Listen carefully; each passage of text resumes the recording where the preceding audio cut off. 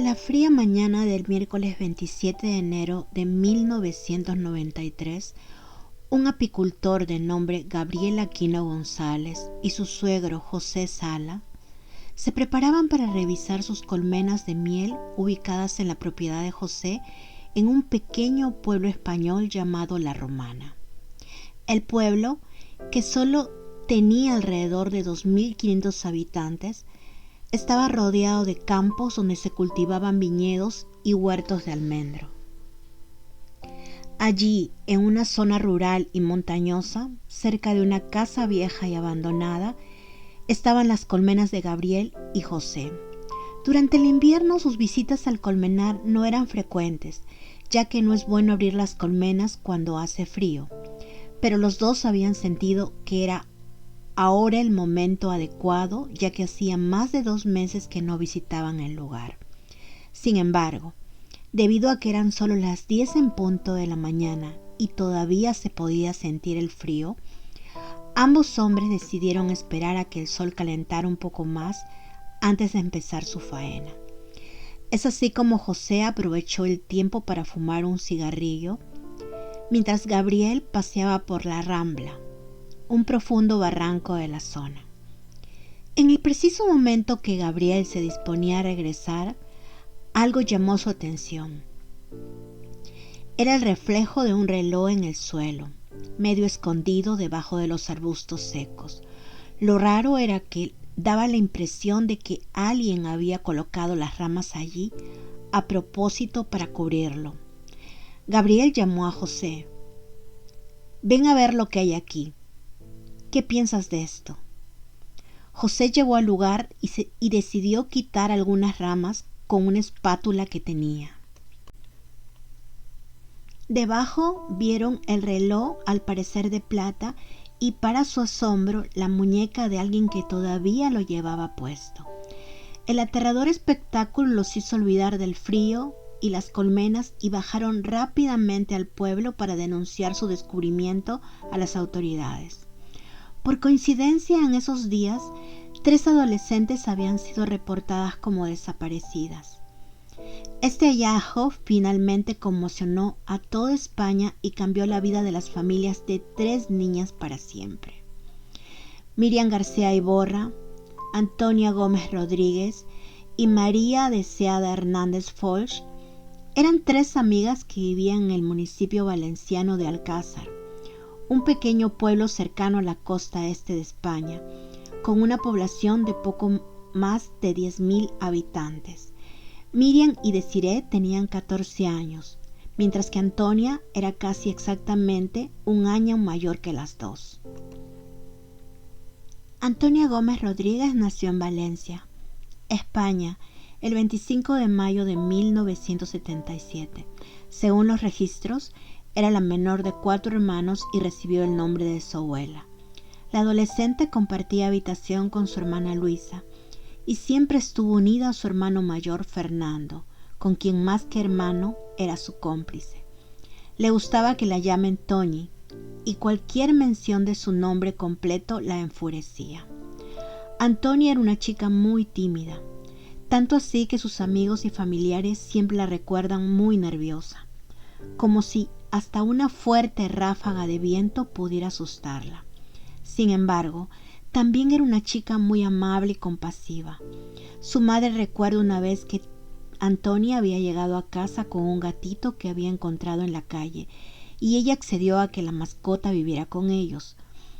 Toñi cuidó al animal como si fuera su propio hijo. De ojos pardos y cabello negro corto, cara redonda y rostro rozagante, la joven llamaba constantemente a casa los fines de semana cuando sabía que no llegaría a tiempo, lo que contrasta claramente con los acontecimientos que sucedieron aquel fatídico día. La joven de Alcázar mantuvo una conversación telefónica con una emisora local de FM el día anterior a su desaparición, en la que dedicaba una canción a sus amigas, entre ellas Miriam García y Desiree Hernández. La conversación entre Antonia y el locutor de la emisora de FM que la joven grabó y su familia conserva ahora como el último testimonio sonoro de su hija fue la siguiente. Hola. Hola, dime tu nombre. Toñi, Toñi, ¿desde dónde, Toñi? desde Alcácer. Desde Alcácer. Toñi, ¿cómo llevas tú la tarde de jueves? Pues bien, ¿Ya tienes más o menos planteado lo que vas a hacer ya mañana, que va a empezar el fin de semana o qué? no sé, Aún no lo sabes, ¿no? No. El caso es que en casa no te vas a quedar. no, eso está claro. Eso está claro. Toñi, Sí, venga, ¿qué quieres escuchar? pues el Peter Ceiling, El Major Tom, sí, ¿no? ¿Y a quién se lo quieres dedicar? a Isabel, a Miriam, a Desi, Sí, a Ana, a Maya, Marisa, Melina, sí. Belén, Esther, Carmen y Cristina. ¿Te lo habías apuntado? Sí, Sí. Ah, yo es que digo, es que así de memoria yo no me sé tantos nombres de tantos amigos. bueno, Oye, y a ti. pues muchas gracias. Mira, por lo menos esta mañana se lo estaba comentando yo a mi novia, que no puede ser. Todo el mundo me dedica a temas menos ella. Oye, Toñi, Sí. muchas gracias por haber llamado y para ti va el Major Tom de Peter Schilling, ¿vale? Vale. Hasta luego y Hasta gracias.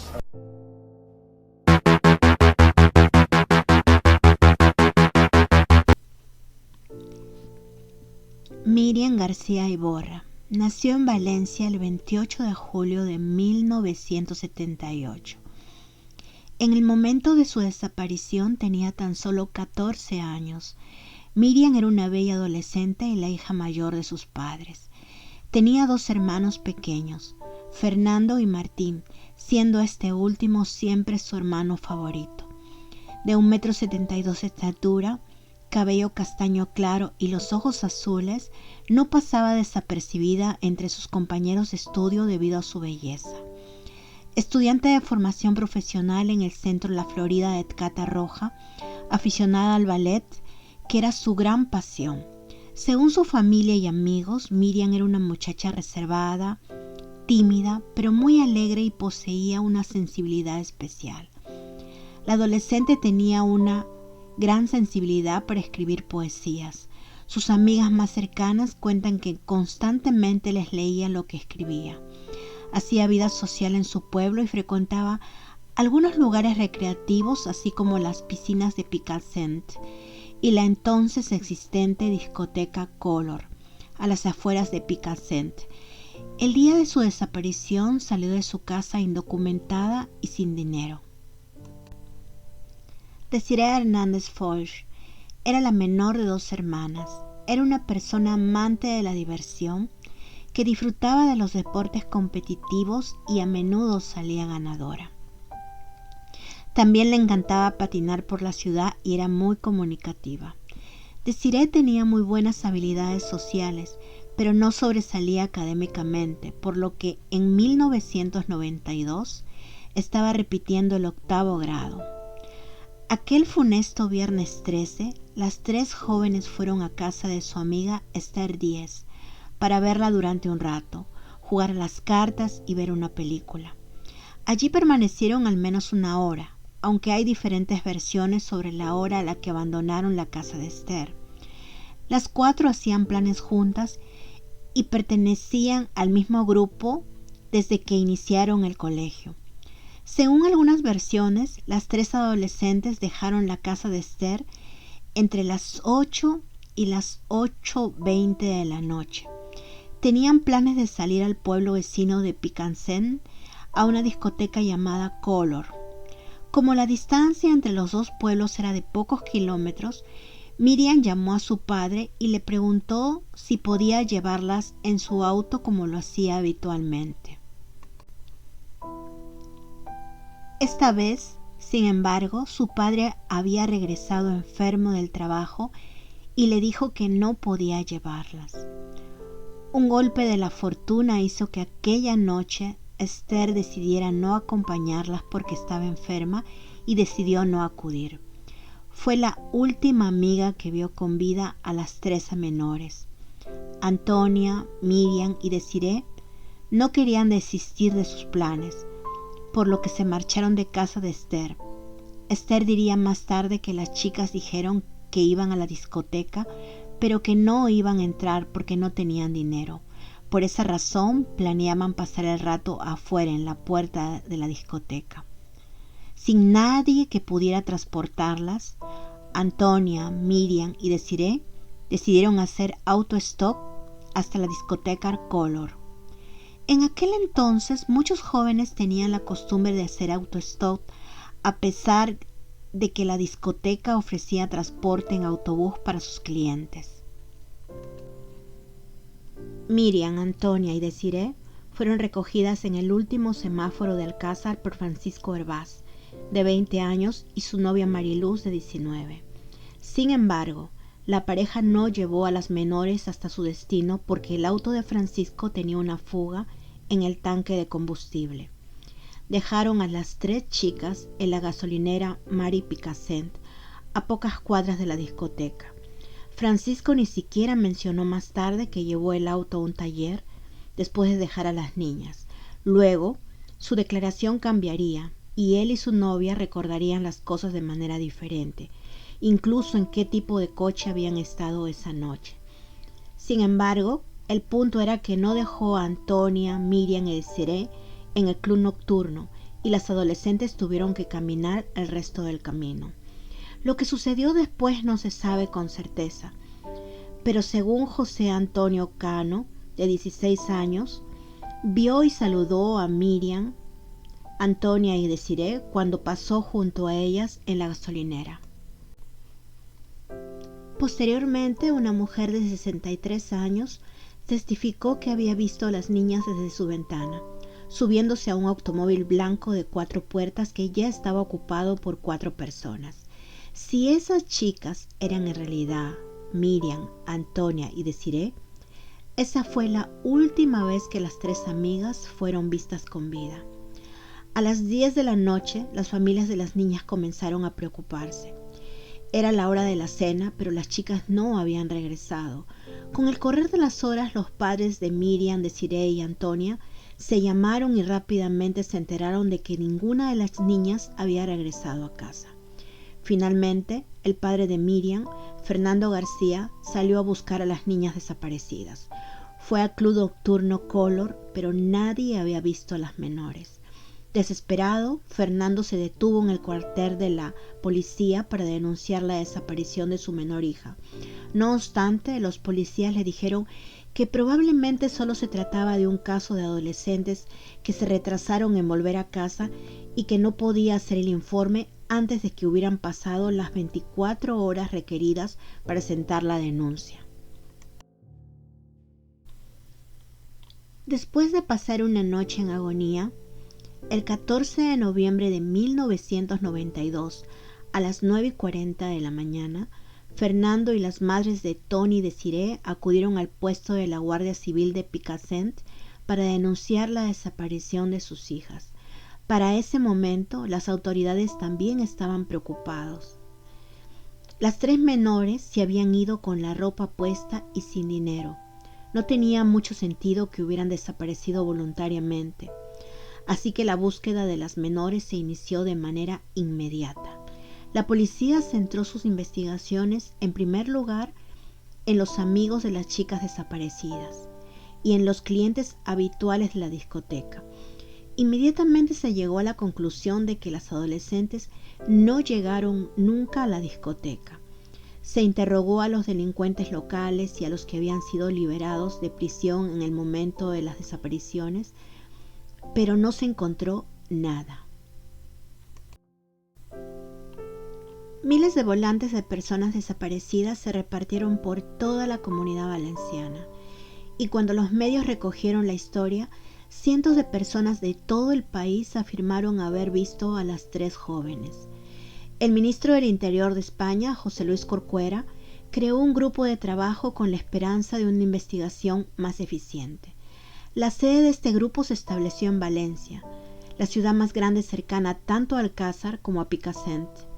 Finalmente, la investigación se extendió más allá de las fronteras españolas. Aunque era poco probable que las 3 amigas estuvieran en el extranjero, Interpol fue informada sobre el caso. Aún así, a pesar de todas las agencias involucradas, no había señales de las chicas desaparecidas. Era como si la tierra se las hubiera tragado. Autoculpándose y con el corazón destrozado a causa del dolor por no llevar él mismo a Miriam y sus amigas al club esa noche, Fernando García siguió buscando a su hija incansablemente. Empezó a aparecer en programas de radio y televisión con la esperanza de que más personas conozcan la historia de las tres menores y esto ayude a encontrarlas. Poco después de la desaparición de las tres niñas, Fernando apareció en el programa de televisión ¿Quién sabe dónde?, con Esther, la amiga de las menores que no las acompañó por encontrarse enferma. Finalmente, Fernando viajó a Londres para reunirse con periodistas para correr la voz sobre la búsqueda de las menores. Durante su estadía en el Reino Unido, finalmente se descubrió el destino de su hija y sus dos amigas. La búsqueda de 75 días de Miriam, Antonia y Desiree había terminado el 27 de enero de 1993 en La Romana, a unos 150 kilómetros al sur de Picassent, cuando el apicultor Gabriel Aquino González y su suegro José Sala descubrieron el dantesco hallazgo. Los dos inicialmente pensaron que el reloj y los huesos del brazo que sobresalían del suelo pertenecía a un hombre cuando alertaron a las autoridades. Nadie asumió que habían encontrado a las menores desaparecidas. El juez tardó varias horas en llegar, pero cuando finalmente lo hizo, rápidamente se dio cuenta de que habían encontrado a las tres niñas desaparecidas de Alcázar. Desafortunadamente, justo el día en que se descubrieron los cuerpos, los miembros del grupo de trabajo asignado al caso estaban en Madrid por cambios en el grupo y no pudieron supervisar la excavación. Pasaron varias horas antes de que la escena del crimen fuera acordonada y cerrada. Durante ese tiempo, la escena fue frecuentada por funcionarios y personas que trataban de echar un vistazo al espeluznante descubrimiento. Además, la excavación se realizó antes de que nadie tomara fotografías o registrara el área. La única imagen existente de los cuerpos en la fosa no muestra más que suciedad. Sin embargo, los cuerpos fueron encontrados semienterrados, juntos y en estado de descomposición y cubiertos por una alfombra verdosa en una gran fosa excavada para tal fin. Era más que evidente que las tres jovencitas habían sido violadas y torturadas antes de morir, a dos de las cuales les cortaron la cabeza y les ataron las manos con una cuerda negra. Al costado de los cuerpos se encontraron varios otros objetos, incluido una camisa de gran tamaño que se creía que pertenecía a una de las víctimas, una chaqueta de pana rota, una nota escrita a mano, 2 piezas de madera, pedazos de huesos, entre ellos una falange y vértebras, y un cartucho de videojuegos. Es importante mencionar que la policía no fotografió ninguno de estos objetos antes de sacarlos de la fosa. Muchos de los artículos tampoco se recolectaron como evidencia y se quedaron en la escena. Además, la evidencia que recopilaron los expertos forenses se selló en bolsas de plástico y se dejó a la intemperie durante horas o incluso días. Como consecuencia, el crecimiento de hongos y bacterias en la evidencia empapada en agua las hizo inútil. Una evidencia encontrada en la escena fue considerada clave para la investigación. Dicho artículo era un folleto de un hospital cercano, La Fe de Valencia. No estaba claro dónde se encontró exactamente este volante en la escena, ya que la policía se olvidó de fotografiarlo. Podría haberse encontrado dentro del pozo o junto a él, o incluso más lejos. Sin embargo, el volante tenía el nombre de una persona de nombre Enrique Anglès Martins, quien había sido tratado de sífilis en el Hospital La Fe de Valencia unos meses antes. La policía sintió que había encontrado el hilo de la madeja, ya que por fin tenían un sospechoso, así que no tardó en seguir esa pista y esa misma tarde acudió al domicilio de Enrique Anglès en Catarroja. Se registró el apartamento y tras interrogar a Enrique y a su familia, los investigadores concluyeron que el folleto con el nombre de Enrique en realidad no pertenecía a él, sino a su hermano, Antonio Anglès, de 26 años. Antonio, que no estaba en casa en ese momento, se había hecho pasar por Enrique en el hospital y tenía antecedentes policiales. Incluso su propia familia describió a Antonio como un hombre muy violento. Mientras la policía aún estaba en el apartamento, llegó un joven de 23 años llamado Miguel Ricard, con dos de los hermanos de Antonio, Mauricio y Ricardo. Cuando Miguel vio a la policía, se comportó tranquilamente, incluso cuando la policía lo reconoció como el socio criminal conocido de Antonio y lo llevaron a la estación policial para interrogarlo. Miguel Ricard tenía 22 años. Su padre, Miguel Sr., era ebanista. Desafortunadamente, su madre, Encarnación, había muerto de un ataque epiléptico cuando Miguel tenía solo 3 años.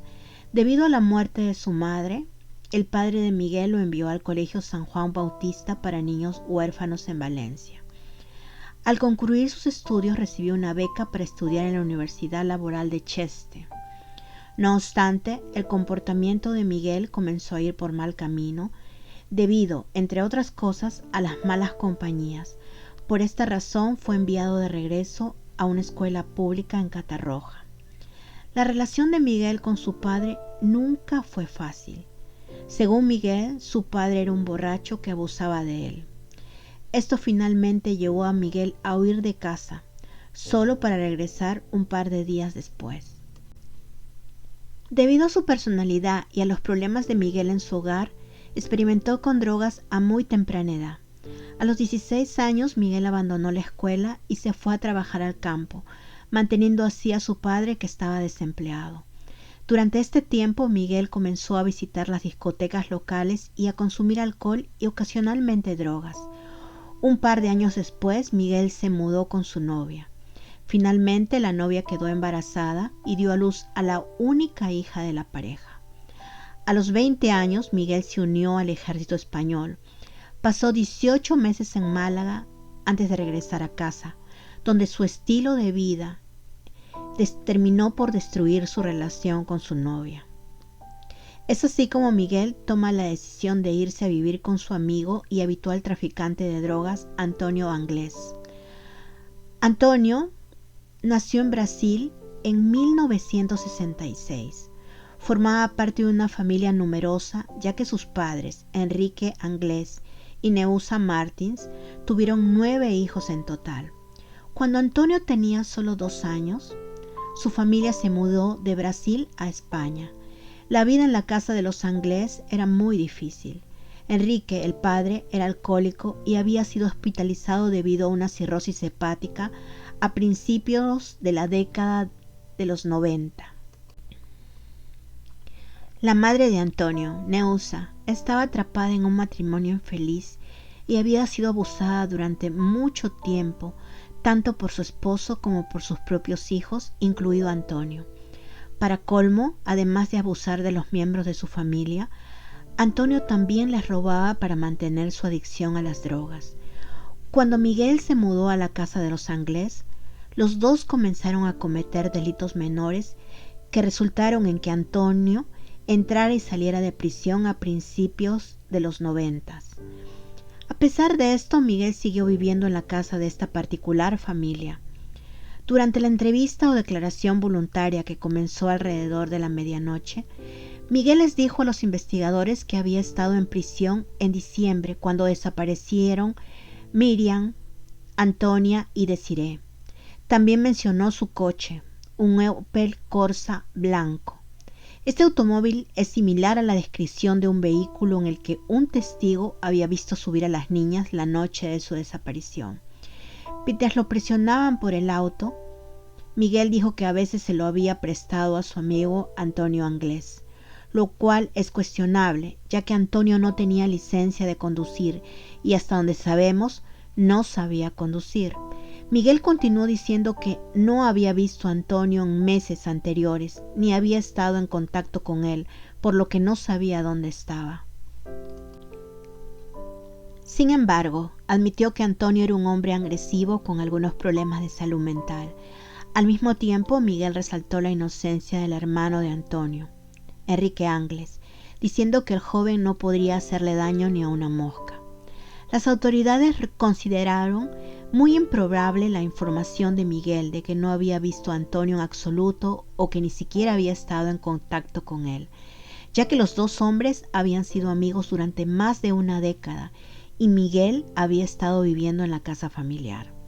También se mostraron escépticos sobre la afirmación de Miguel de que había estado en prisión en el momento de la desaparición de las 3 niñas. Después de llamar a algunos oficiales correccionales, rápidamente se demostró que la declaración de Miguel era falsa. La policía consideró poco sólida la coartada del sospechoso y como consecuencia, alrededor de las 5 de la mañana del 28 de enero, Miguel Ricard fue detenido oficialmente y acusado como cómplice de los asesinatos de Miriam, Antonia y Desiree. Mientras el principal sospechoso ya estaba en una celda de detención, se realizaron las autopsias de las 3 víctimas. El primer cuerpo fue el de Antonia Gómez Rodríguez. Ella había sido la que llevaba el reloj que condujo al descubrimiento de los cuerpos. Le habían atado los brazos a la espalda. Los restos de Tony mostraban varios signos de violación, pero su himen aún estaba intacto. Por lo tanto, si se produjo una violación, lo más probable es que haya sido anal. Antonia fue encontrada sin la cabeza de herida, pero la causa de muerte fue una herida de bala en la cabeza. No se ha probado si su cabeza fue separada por decapitación o por el proceso de descomposición. El segundo cuerpo fue el de Desiree Hernández Folch. También la habían encontrado con los brazos atados a la espalda con una cuerda negra. Su cabeza también estaba separada de su cuerpo y sus pezones habían sido removidos con una especie de pinzas. Sus genitales mostraban signos de violación, tanto vaginal como anal. Había muerto a causa de un disparo en la cabeza, pero también tenía heridas de arma blanca en el torso. Por último, los médicos examinaron el cuerpo de Miriam García Iborra. Le faltaba la mano derecha, al igual que varios de sus dientes. Igualmente que los demás, el cuerpo de Miriam presentaba signos de violación, pero en su caso parecía que parte de la violencia a la que fue sometida había ocurrido después de su muerte. Apenas se confirmó que los cuerpos eran los de las 3 menores desaparecidas, los medios irrumpieron tanto en La Romana como en Alcázar. Naturalmente todos intentaran conseguir declaraciones de las familias de las víctimas. Los medios de comunicación estaban por todas partes sobre las familias de las víctimas, preguntando cómo se sintieron al saber que sus hijas habían sido asesinadas, cómo se sentían al saber que 2 de ellas fueron encontradas sin la cabeza. No les importaba en absoluto el dolor de los padres. Además, a diario los medios de comunicación transmitieron todos los detalles espantosos sobre los asesinatos que posiblemente pudieran encontrar. El 28 de enero, al promediar la medianoche, Miguel confesó.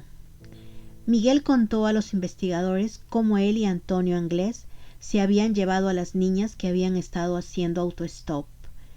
No dijo a qué hora. Miguel dijo que Miriam, Antonia y Desiree los acompañaron de buena gana. Curioso fue que Miguel les dijo a los investigadores que habían usado un carro azul y no un auto blanco. Luego los dos llevaron a las niñas a La Romana. Según Miguel, las niñas se mantuvieron tranquilas durante el viaje de 2 horas. Miguel afirmó que tuvo interacciones sexuales con Desiree, de 14 años. Más tarde esa noche, mientras que Antonio se fue con Miriam, de 14 años, y Antonia, de 15. En este punto, Miguel no menciona nada acerca de que las niñas se defendieron. Así que básicamente, según su declaración, todo fue supuestamente consensuado entre las niñas y los 2 hombres mayores. Luego Miguel afirmó que escuchó 3 disparos a la distancia. Realmente no explica dónde estaba o por qué dejó a las niñas con Antonio. Pero según su relato, las 3 chicas ahora estaban muertas. Luego procedieron a envolver a las 3 adolescentes dentro de una alfombra que habían tomado de una casa cercana antes de arrojarlas a un pozo recién excavado. Los hechos tuvieron lugar durante el mes más frío de España y en plena noche, y habría llevado un tiempo considerable abrir la fosa poco profunda de sus 3 víctimas. La declaración de Miguel luego cambiaría muchas veces y él afirmaría que hizo la primera confesión solo porque la policía española lo torturó. Sin embargo, la policía ya no consideró sus siguientes declaraciones y rápidamente inició la búsqueda de Antonio Anglés. Antonio había sido arrestado varias veces en el pasado, generalmente por drogas. No obstante, su último arresto se produjo por atar a una mujer llamada Nuria Pera a un pilar en uno de los cuartos traseros de la casa de su familia y golpearla durante horas y horas por robarle una bolsa de heroína. Cuando finalmente la policía acudió al lugar tras un aviso del hermano de Antonio, la mujer llevaba encadenada a ese pilar unas 25 horas. Antonio fue condenado, pero se escapó mientras visitaba su casa con un pase de 6 días en marzo de 1992. Nadie sabía realmente por qué las autoridades le dieron este pase sin haber completado su condena. Lo cierto es que cuando terminó su pase de 6 días, Antonio no volvió a su celda. Después de eso, las autoridades no han tenido conocimiento de su paradero, ni siquiera después de las labores de búsqueda tras la confesión de Miguel. Incluso hubo rumores de que Antonio había estado en el apartamento el 27 de enero cuando la policía vino a buscar a su hermano, pero saltó de la ventana del 4º piso y desapareció. Sin pistas, la única opción era afirmar que habían perdido el rastro de Antonio Anglés, apenas una semana después de la confesión de Miguel. El 29 de enero se realizó una segunda autopsia a los cuerpos de Miriam, Antonio y Desiree a pedido de sus familiares. La primera autopsia había sido mal ejecutada y desafortunadamente destruyó gran parte de la evidencia. Por ejemplo, durante la primera autopsia los cuerpos habían sido lavados con agua, lo que provocó que se arruinaran todas las pruebas forenses. Aún así, durante la segunda autopsia, el equipo forense pudo encontrar 15 cabellos individuales en los cuerpos. Casi todos ellos eran vello púbico. Las pruebas de ADN aún no se usaban comúnmente en ese entonces, pero estos cabellos mostrarían su importancia más tarde. Otro golpe a la investigación fue el hecho de que los videos de 2 autopsias desaparecieron o fueron borrados. Después de la segunda autopsia, Miguel cambió su confesión nuevamente. Esta vez dio más detalles, diciendo que él y Antonio habían recogido a las niñas en Picassent alrededor de las 8 de la noche. En el auto, Antonio había golpeado a una de las niñas en la boca con una pistola, rompiéndole los dientes, lo cual es consistente con los hallazgos de los informes de la autopsia. Aún así, Miguel no reveló el lugar exacto donde se llevaron a Miriam, Antonio y Desiree, pero esta vez dijo que se habían llevado a las niñas con el propósito de violarlas y torturarlas. Asimismo, en esta confesión admitió que el coche que conducía era en realidad un auto blanco. Luego, el 29 de marzo, Miguel volvió a cambiar su historia, esta vez afirmando que no tenía nada que ver con los asesinatos de las menores. En cambio, dijo que el viernes 13 de 1992 en la noche habían estado de compras y en bares con Antonio después de robar un banco unos días antes, así que no estaba cerca de las 3 chicas esa noche. Por supuesto, esa no fue la versión final. Miguel dijo después que él y Antonio habían recogido a las 3 niñas mientras hacían autostop, prometiéndoles llevarlas a la discoteca Color. Pero mientras pasaban frente al club sin detenerse, Miriam, Antonia y Desiree los increparon por no detenerse. Miguel dijo que le pidió a Antonio que se diera la vuelta y dejara a las muchachas, pero él no lo escuchó. En cambio, se dirigió hasta la zona rural de La Romana y llevó a las adolescentes a una choza medio demolida. Allí ataron a las niñas y las agredieron sexualmente, a 2 de ellas sobre un colchón dejado en la choza. Después de irse a buscar algo de comer, la pareja regresó y Antonio agredió sexualmente a la tercera adolescente. Según Miguel, al día siguiente Antonio agarró un arma y disparó 3 tiros, uno para cada niña. También fue Antonio quien colocó la alfombra en el fondo de la fosa y se deshizo de los cuerpos de sus 3 víctimas. Miguel dijo que estaba asustado y simplemente siguió el ejemplo de Antonio ese día diciendo: «Te dejas llevar y realmente no sabes cómo salir». Las declaraciones de Miguel continuaron cambiando varias veces hasta que su juicio finalmente comenzó después de muchas demoras el lunes 12 de mayo de 1997. El juicio fue uno de los más sonados en la historia de España y duró casi 3 meses, en total 49 sesiones. La defensa de Miguel argumentó que no había evidencia física que lo vinculara a él ni a Antonio con la escena del crimen. Lo único que los vinculaba remotamente con los asesinatos era un panfleto de un hospital cercano con el nombre de Enrique Anglés. Además, el ADN de los cabellos encontrados en los cuerpos y sus ropas durante la segunda autopsia dejaron a las autoridades confundidas. 12 de los cabellos resultaron no provenir de Miguel ni de Antonio. En cambio, las secuencias de ADN pertenecían a varias personas diferentes, posiblemente entre 5 y 7 personas.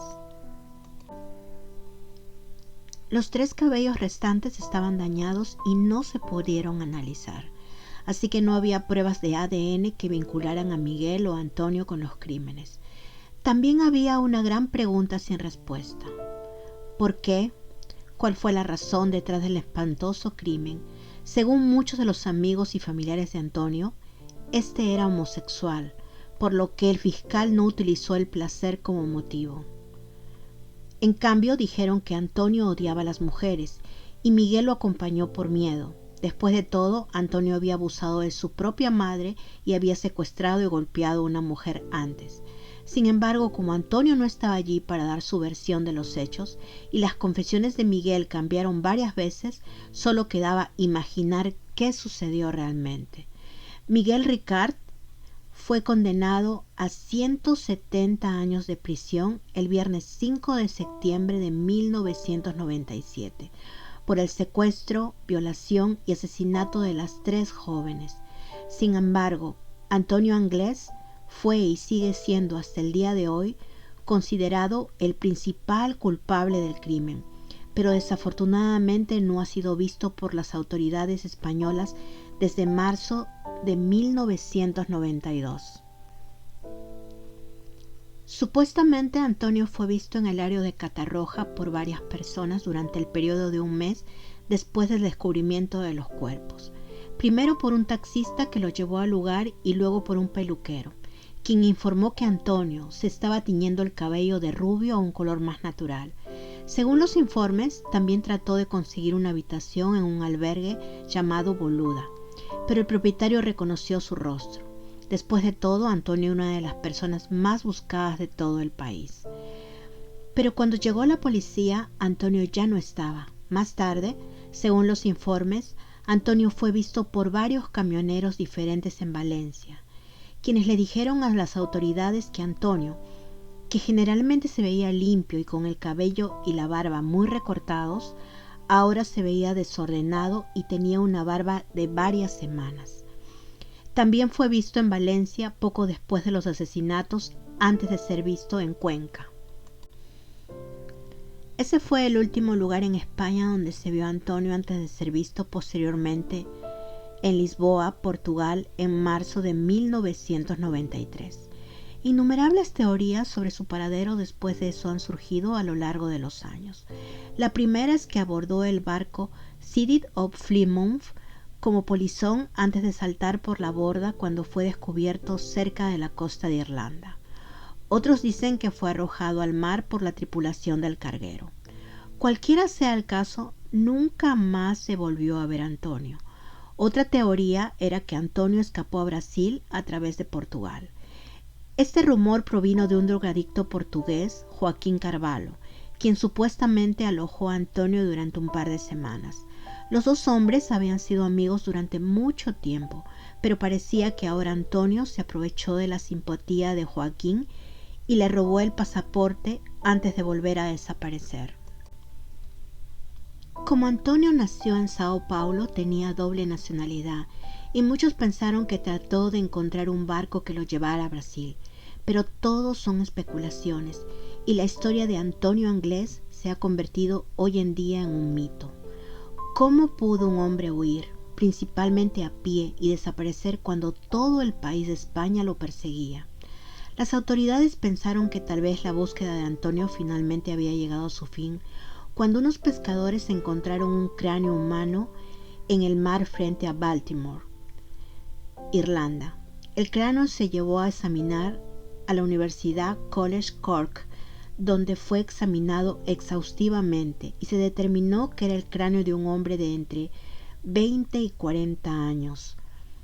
Las autoridades españolas rápidamente se interesaron en el cráneo cuando supieron que tenía el tabique desviado, que es una característica que también tenía Antonio Anglés. ¿Podría ser que en realidad había saltado al mar tratando de escapar y se había ahogado? El ADN del cráneo se comparó con el ADN de la madre de Antonio, Neusa Martins, pero desafortunadamente las pruebas resultaron negativas. Las opiniones en España son muy divididas. Hay quienes creen que Antonio y Miguel no fueron los verdaderos culpables.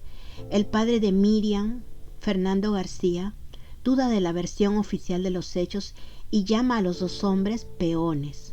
Por el contrario, él creía que su propia investigación mostraba pruebas de que las niñas podrían haber sido asesinadas y torturadas por hombres de alto estatus social.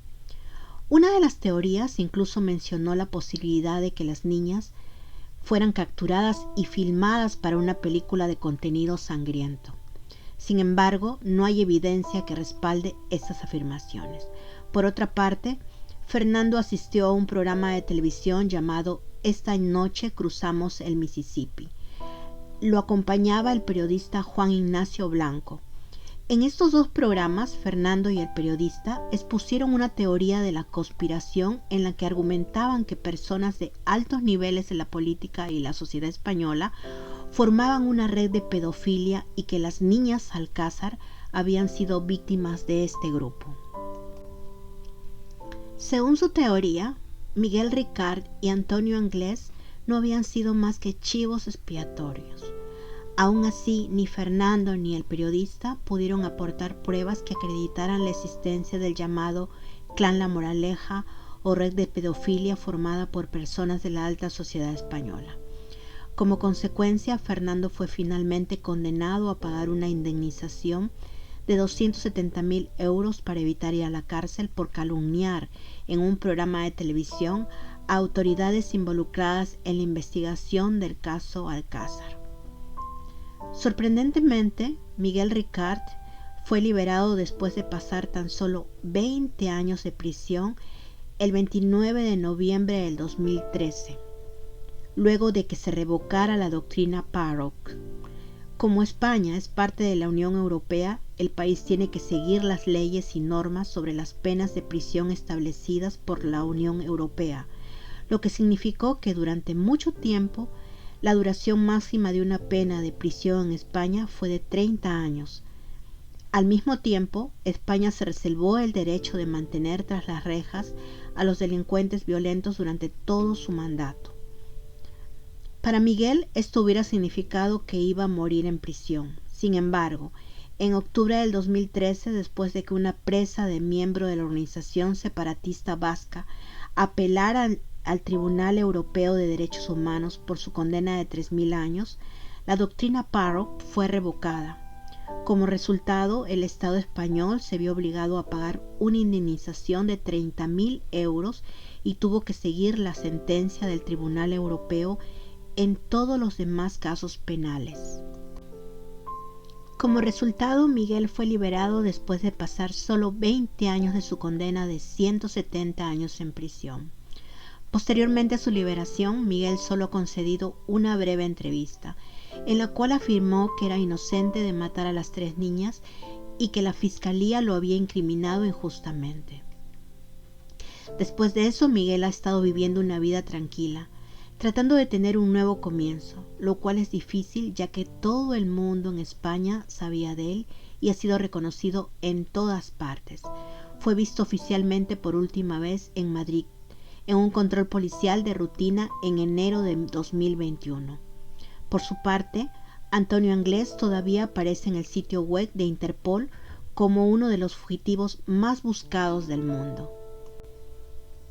El último 13 de noviembre se cumplieron 30 años de ese escalofriante crimen y las investigaciones se han retomado. La reanudación del caso Alcázar se centra en la búsqueda de nuevas pistas y análisis de ADN con técnicas más sofisticadas para averiguar el paradero de Antonio Anglès. Aún así, hoy en día quedan muchas preguntas sin respuestas y muchos esperan y anhelan que salga a la luz toda la verdad sobre lo que realmente les pasó a Miriam, Antonia y Desiree hace 30 años aquella noche de noviembre. Si te pareció interesante esta historia, suscríbete y regálame un like. Gracias por verme.